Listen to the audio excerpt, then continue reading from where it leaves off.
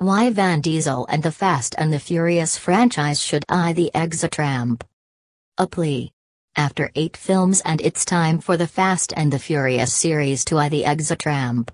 I'm not saying you have to send Dom Toretto into the great garage in the sky without giving him and Letty and Hobbs and the Shaw brothers and whoever it is that Scott Eastwood plays, a proper send-off. There's still plenty of gas left in the series tank, especially after I just hope you understand the importance of the old adage to leave the audience wanting more.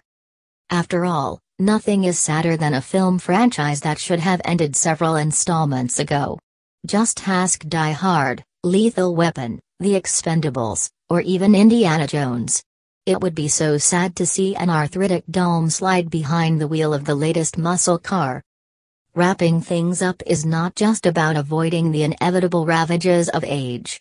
A graceful exit is all the more essential because no series in history has been so successful at reinventing itself over such a long period of time.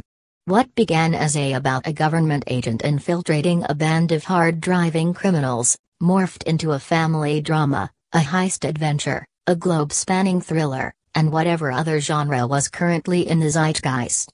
Through it all, Fast and Furious cleverly injected fresh blood into the series, introducing Dwayne Johnson and Jason Statham into the proceedings, and providing a jolt of adrenaline with each new cast member.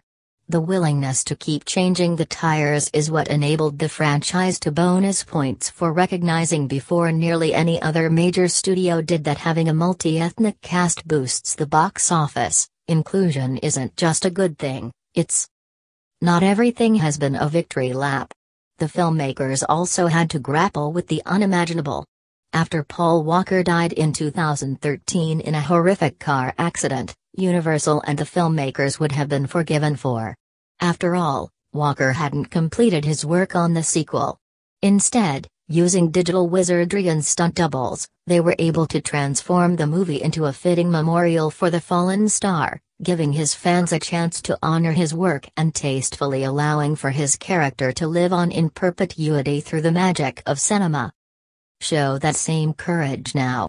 Here's the thing, domestically, at least, the Fast and Furious series appears to be tapering off. The fate of the Furious $100.2 million launch is a far cry from Furious 7's $147.2 million bow. It's the first time that a Fast and Furious film of its predecessor since 2006's Fast and the Furious, Tokyo Drift. Reviews were noticeably more downbeat, with the film's overall revenues are growing on a global basis, thanks to China, where The Fate of the Furious roared to a massive $190 million debut. But US studios only get 25% of those ticket sales, roughly half of what they earn in the States. That means they'll have to bring in twice as much in the Middle Kingdom to make the same amount they earn domestically. As each sequel gets released, the price tag balloons.